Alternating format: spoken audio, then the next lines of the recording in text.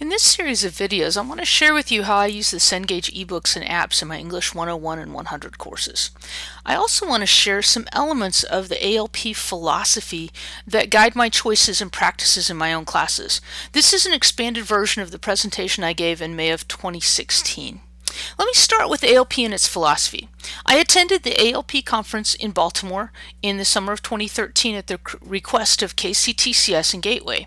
I prepared a report of recommendations, which I'm happy to share if you want it.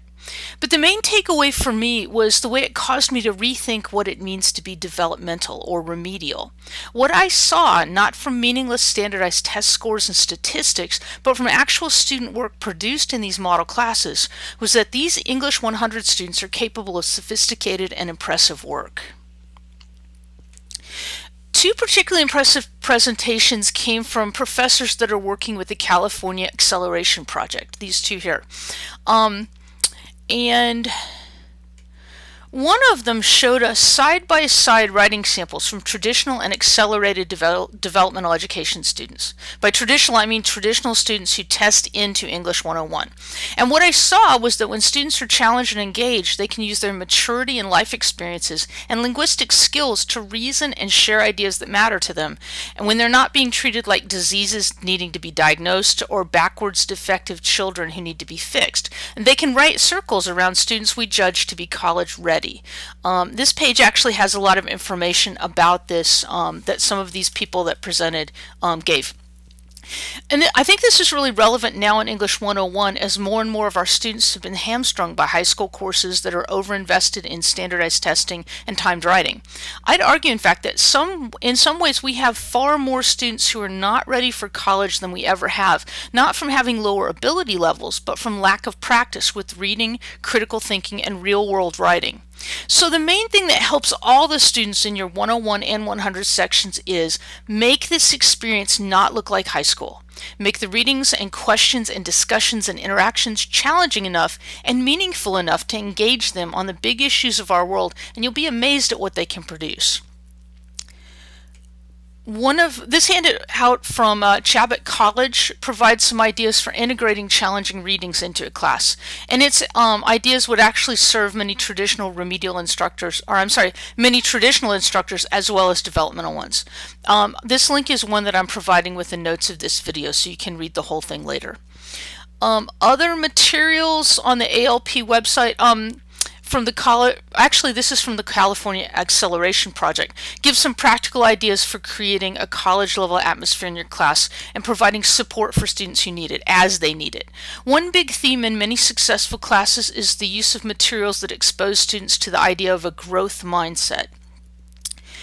One of the ones I've used, actually, I like TED Talks a lot. Carol Dweck's TED Talk that I'm showing you here is a great one, and I've used it to spark discussion early on as students consider their writing habits and attitudes. Many are trying to create perfect products and beating themselves up because they can't do it. Many others have been exposed to process as just another kind of product they have to produce. So many of the brainstorms and mind maps they have to do before they start writing, that's kind of where they are when they start out. And finding out that professional writers struggle like they do, for many, is an empowering experience that leads to progress. Finally, I have my own list of resources that shape my classroom praxis that I want to share with you. One of them is Mina Shaughnessy. She was an early researcher, as many of you probably know, and teacher of what we now call developmental writing. But her work continues to challenge me and lay bare some of my assumptions that are questionable about what it means to be developmental, or in the language of that time, remedial. Two commonly cited works are Diving In, which can be got to through the JSTOR website. You can read it online for free, or I have copies of this somewhere too. And this is a short one, and then the longer book, which is Errors and Expectations. And the introduction to that is frequently anthologized. I have the whole book if you want it. In both, she's suggesting that our own attitudes as teachers shape what we see. Like David Bartholomew later, she finds some surprising insight in assuming that the work of basic writers contains evidence of complex and sophisticated thinking and not just hopeless illiteracy. Another person who's been really influential for me is Mike Rose. And he's helped me again rethink my attitudes and develop some activities that are more effective and in line with my own values as a teacher. This interview from On Being with Krista Tippett talks about a lot of things, his educational wisdom and his experience in a new book that he's written recently. Called The Intelligence in All Kinds of Work and the Human Core of All Education That Matters. And he also, there's another one in here that they talk about in the interview that's called The Language of Exclusion, and it's mentioned in this interview, and both of these are well worth your time. Finally, there's this interesting thing by Patrick Hartwell called Grammars in the Teaching of Grammar. I found it true, especially in online, but also with this is a must for anyone who's considering what and how much to focus on grammar by itself. And this kind of makes you sort of think through the whole thing and see both sides of that argument. What I found true that I got out of this was that the more students write, the more they improve. And that seems to be the only thing that really helps.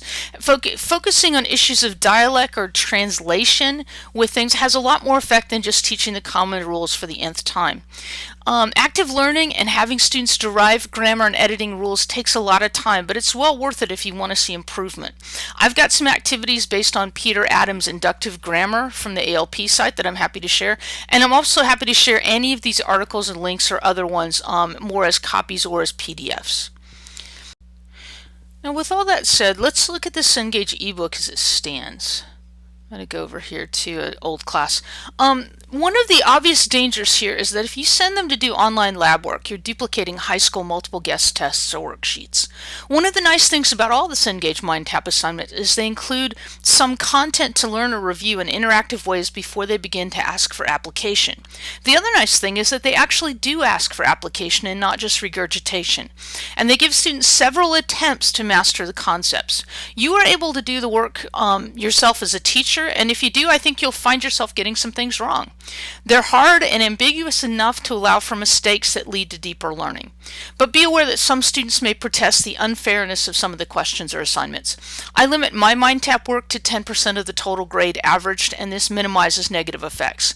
And I'm happy to consult with you for other ways to work this into your grading schema.